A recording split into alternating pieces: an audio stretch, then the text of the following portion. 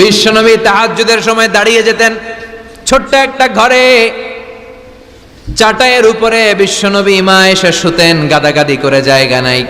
মাঝরাতে বিশ্বনবী তাহাজ্জুদের জন্য দাঁড়াতেন, আল্লাহু আকবার বলে দাঁড়িয়ে যেতেন, নামাজ শুরু করে দিতেন। বিশাল বড় সূরা পড়তেন, কেরাত পড়তেন, রুকু করতেন, কিন্তু সিজদার জায়গায় সিজদা দেওয়ার জায়গা নাই। সিজদার জায়গায় মা এসা পা বিছিয়ে শুয়ে আছে।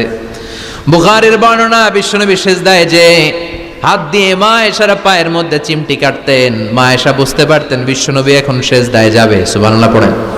মা এসা বুঝতে পেরে পা দুইটা সরিয়ে নিতেন, বিশ্বনবী সিজদা দিতেন। সিজদা দিয়ে বিশ্বনবী যখন আবার দাঁড়িয়ে যেতেন, মা আয়েশা পা বিছিয়ে আবার শুয়ে পড়তেন। কি ইবাদত ছিল বিশ্বনবীর! হাত্তা তাতাওয়াররামু খাদামা। মা আয়েশা বলতেন বিশ্বনবী দাঁড়িয়ে থাকতে থাকতে এত সময় ধরে তাহাজ্জুদের সালাত পড়তেন, ওনার পা গুলো ফুলে এরকম টিউমারের মতো মোটা হয়ে যেত। সুবহানাল্লাহ পড়বেন না? দাঁড়িয়ে থাকতে থাকতে বিশ্বনবীর পা গুলো টিউমারের মতো মোটা হয়ে যেত। প্রথম রাকাতে বাকারা, আলে ইমরান পড়ে ফেলতেন। সুবহানাল্লাহ পড়েন। বিশ্বনবীর পা যেন ফেটে যাবে, এভাবে হাত বেঁধে দাঁড়িয়ে থাকতে থাকতে বিশ্বনবীর হাতগুলো বাঁকা হয়ে যেত, ব্যথা হয়ে যেত। বিশ্বনবী তখন হাত দুইটা ছেড়ে দিতেন। আবার যখন এনার্জি ফিরে পেতেন, যখন বিশ্বনবীর ভাল লাগতো, আবার হাত বাঁধতেন। পড়েন সুবহানাল্লাহ। তার মানে হাত ছেড়ে দিও নামাজ পড়া যায়। হাত ছেড়ে দিও।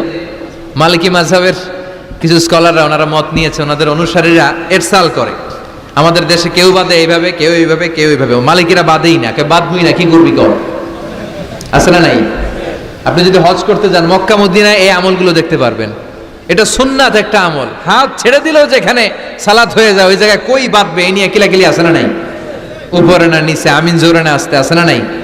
বিশ্বনবী লম্বা সময় দাঁড়িয়ে তাহাজ্জুদ পড়তেন। তাহাজ্জুদ পড়লে আপনার মর্যাদা বাড়ায় দিবে কে? সাইয়েদনা জিবরাইল বললেন, ইন্না শারাফাল মুমিন ফি কিয়ামিল লাইল। বিশ্বনবী বললেন, জিবরাইল এসে আমাকে বলে গিয়েছে মুমিনের মর্যাদা তাহাজ্জুদের নামাজের ভেতর। সুবহানাল্লাহ পড়েন। তাহাজ্জুদের নামাজ পড়লে মর্যাদা বাড়ায় দেয় কে? দুই নাম্বার, কুরবাতুন ইলাল্লাহ। তাহাজ্জুদের নামাজ পড়লে আল্লাহর সাথে নৈকট্য বাড়িয়ে দেয় কে? আল্লাহর সাথে কানেক্টিভিটি আপনার বেড়ে যাবে। আমাদের দুনিয়াতে সব জায়গায় কানেক্টিভিটি আছে। এমপির সাথে হাত আছে, চেয়ারম্যানের সাথে হাত আছে, ওই এসআই এর সাথে হাত আছে, পুলিশের আইজির সাথে হাত আছে, কিন্তু আল্লাহর সাথে হাতটা নাই। কথা কন। আসল জায়গায় কানেকশন লাগানো দরকার। চিল্লায় বলেন ঠিক কি না? মান লাহুল মাওলা ফালাহুল কুল্লু। যে ব্যক্তি আল্লাহর হয়ে যায়, গোটা বিশ্ব তার হয়ে যায়। যে সব জায়গায় যে ধর্ণা দেয়, আল্লাহর কাছে ধর্ণা দেয় না, তার কোনো মর্যাদা নাই। আর যে ব্যক্তি সব দিক থেকে মুখ ফিরিয়ে আল্লাহর কাছে যায়, গোটা বিশ্বের সবাই তার দিকে তাকিয়ে থাকে। এজন্য সম্পর্কটা লাগাইতে হবে কোন জায়গায়? তার মানে তাহাজ্জুদ পড়লে মর্যাদা বেড়ে যায়, আল্লাহর সাথে সম্পর্ক বেড়ে যায়। বিশ্বনবী বললেন, মানহাতুনা আনিল ইসিম। তাহাজ্জুদের নামাজ পড়লে, তাহাজ্জুদের নামাজ আপনারে পাপ কাজ থেকে বাধা দিবে। সুবহানাল্লাহ পড়েন। তাহাজ্জুদ যারা পড়ে এরা পাপ কাজ করে না। চিল্লায় কোন ঠিক কি না? 4 নম্বরে মুকাফফিরাতুন লিসাইয়্যাত।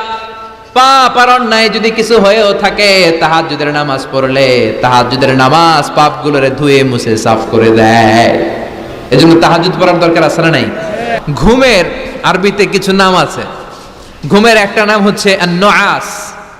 নুআস মানে ড্রোজিনেস। বাসে বসে আছেন, বাসও ঝুলে আপনিও ঝুলতেছেন, এরকম হয় না? ঝিমুনি, এটার বলে নুআস। আরেকটা হচ্ছে সামান্য হালকা লাইট স্লিপ, সামান্য ঘুম, এটার বলে পাওয়ার ন্যাপ। হালকা হালকা ঘুম, ঘুমও আসছে, আবার কে যেন কথা বলে ওইটাও শোনা যায়, এরকম ঘুম আছে না নাই? এটার বলে সিনা। আরবিতে এটার কি কয়? সিনা। আরেকটা হচ্ছে ভালো ঘুম, এটার বলে নাউম।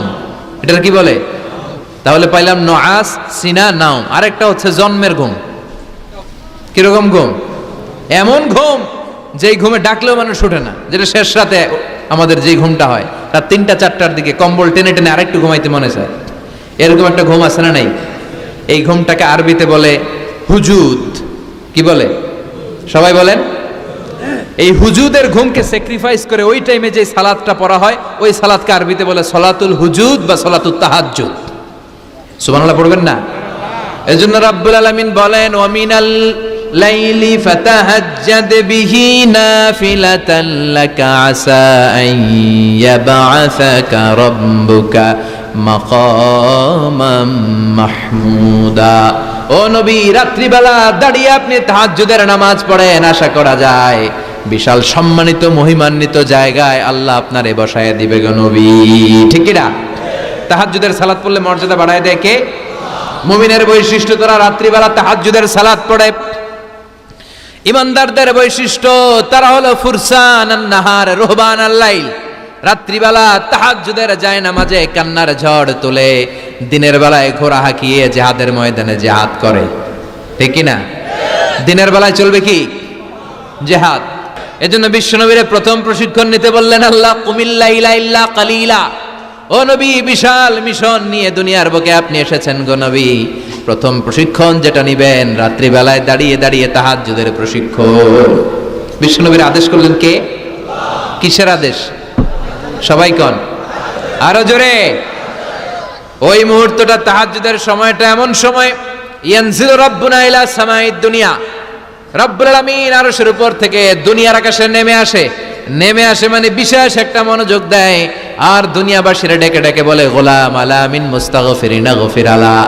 কার ক্ষমা লাগবে ক্ষমা চাও, সব গুনাহ আমি ক্ষমা করে দেব। আলা মিন মুস্তারজিকিন আরজুকালা, কার কি লাগবে আমার কাছে চাও, সব আমি দিয়ে দেব। আল্লাহু আকবার। আলা মিন মুস্তাকসিন আকসুলা, যার জামা দরকার জামা চাও, জামা দেব। ক্ষমতা দরকার ক্ষমতা চাও, ক্ষমতা দেব। নেককার স্ত্রী দরকার, নেককার সন্তান দরকার, সন্তান চাও, সন্তান দেব। সব দেয়ার মালিক কে? কেউ যেটা পারে না পারে কে? কেউ যেটা দেয় না দেয় কে? কেউ যেটা বোঝে না বোঝে কে? আল্লাহ শেষ রাতে আম করে ডাকে, দেওয়ার জন্য ডাকে, কিন্তু চাওয়ার সময় আমাদের নাই। উনি দেওয়ার জন্য প্রস্তুত, কিন্তু এটা তো নেওয়ার লোক লাগবে। কথা কন।